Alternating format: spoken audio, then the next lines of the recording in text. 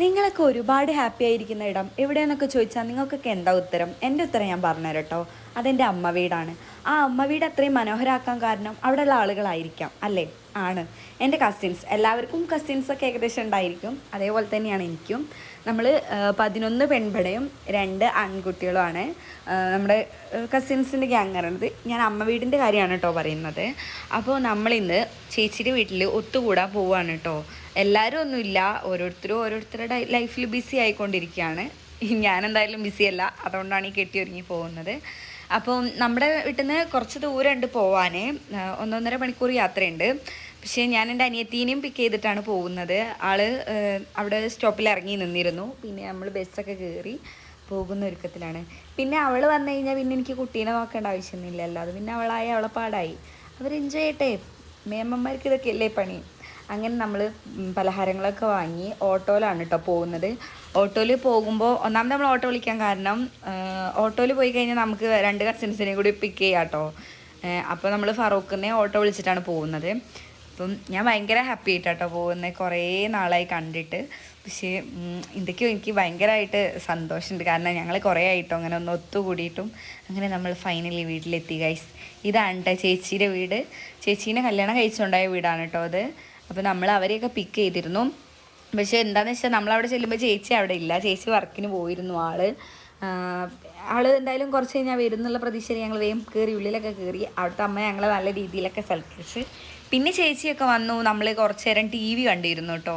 കണ്ണം വേഗം അവിടെ സെറ്റായിട്ടോ, കാരണം അവിടെ ചേച്ചിയുടെ മോൻ ഉണ്ടായിരുന്നു. പിന്നെ രാത്രി പിന്നെ പറയണ്ടല്ലോ ഗൈസ്, നമുക്കിന്ന് ഉറക്കമില്ല. ശിവരാത്രി ഞാൻ പൊതുവെ ആഘോഷിക്കാത്ത ടീമാണ്, പക്ഷേ ഇന്നാണ് എൻ്റെ ശിവരാത്രി. സത്യം പറഞ്ഞാൽ നമ്മൾ കുറേ നേരം ഉറക്കം വെച്ചിട്ടോ കുറേ എന്തൊക്കെയോ പൊട്ടത്തരങ്ങളൊക്കെ പറഞ്ഞിരുന്നു. അപ്പോഴത്തേ ഉറങ്ങിയിരുന്നു. പിന്നെ 1:15 ആയിട്ടോ. അപ്പം നമുക്ക് ഇനി എന്തെങ്കിലുമൊക്കെ കാട്ടിക്കൂട്ടാലോ വിരിച്ച് നമ്മൾ കുറച്ച് നേരം ഡാൻസും കാര്യങ്ങളൊക്കെ കളിച്ചു. കൊയങ്ങി ഗൈസ്, അതാണ് എല്ലാവരും വേർതിരിക്കുന്നത്. അങ്ങനെ നമ്മളൊരു ചായ കുടിക്കാൻ പോവാണ് കേട്ടോ. വേറെ എവിടേക്കല്ല, അടുക്കളയിലേക്കാണ് കേട്ടോ. ഇന്ദുവാണ് ചായ ഉണ്ടാക്കുന്നത്, എൻ്റെ അതേ ഏജിലുള്ള കസിനാണ് കേട്ടോ. അപ്പോൾ അവൾ ഭയങ്കരമായിട്ട് ചായേൻ്റെ സ്പെഷ്യലിസ്റ്റാന്നൊക്കെ പറഞ്ഞിട്ടാണ് കയറിയത് ഗൈസ്. ഒന്നാമത് പാല് സ്റ്റോക്ക് ചെയ്തത് കുറച്ചുള്ളായിരുന്നു. പിന്നെ ആളുടെ പറച്ചിൽ കേട്ടപ്പോൾ എനിക്ക് ഉറപ്പായിരുന്നു പാളി പോകും എന്നുള്ളത്. എന്തായാലും നമ്മൾ ചായയൊക്കെ വേഗമാക്കി കുടിച്ചു കേട്ടോ ഗൈസ്. അപ്പോഴും ടൈം നിങ്ങൾ നോക്കണം ഗൈസ്, സമയം 3:15 ആയിട്ടുണ്ട്. ഇനി ഉറങ്ങി നേരെ വൈകി എണീക്കാന്നുള്ള പ്ലാനിലൊക്കെ ഉറങ്ങാൻ കിടക്കുക. പക്ഷേ സംഭവം എന്താ വെച്ചാൽ നമ്മൾ നേരത്തെ എണീറ്റിട്ടോ, കാരണം കറക്റ്റ് ഒരു 6:30-7 മണിയാകുമ്പോൾ തന്നെ എണീറ്റ്. അപ്പോൾ അവിടുത്തെ അമ്മ ചോദിക്കുന്നുണ്ട്, നിങ്ങൾ നേരെ വൈകി ഉറങ്ങിയെങ്കിൽ പിന്നെ നേരെ വൈകി എണീറ്റാൽ മതിയില്ലേ എന്നൊക്കെ. പക്ഷെ നമ്മൾ എണീറ്റ് പിന്നെ കുളിച്ചു, പിന്നെ കുറച്ച് നേരം കൊലായിൽ പോയിരുന്നു. പിന്നെയും കുറേ എന്തൊക്കെയോ പിറുപിറുക്കുന്നത്, ലുഡോ കളിക്കുന്നത്, അങ്ങനെ കുറേ ഒരു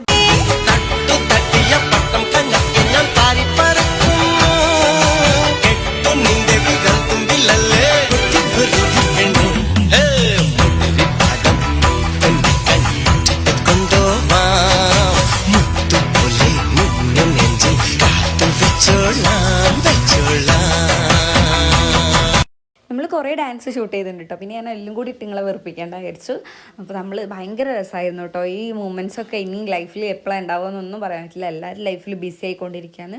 ഇതൊരു സർക്കിളാണ്, അത് നമ്മൾ അക്സെപ്റ്റ് ചെയ്ത് മുന്നോട്ട് പോകണം. ഭയങ്കര ഹാപ്പി ആയിട്ടാണ്. പിന്നെ നമ്മൾ പിറ്റേന്ന് തന്നെ വീട്ടിലേക്ക് പോയിട്ടോ. ചേച്ചിക്ക് വർക്കും കാര്യങ്ങളും ഉള്ളതുകൊണ്ട് ആൾക്ക് ലീവ് അങ്ങനെ കിട്ടത്തുമില്ല. അതുകൊണ്ട് പിന്നെ നമ്മളവിടെ നിന്ന് വെറുതെ പുഴുക്കണ്ടല്ലോ. അപ്പോൾ നമ്മൾ വേഗം വീട്ടിലേക്ക് വിട്ടു. അപ്പോൾ ഇത്രയേ ഉള്ളൂ. Okay, bye guys.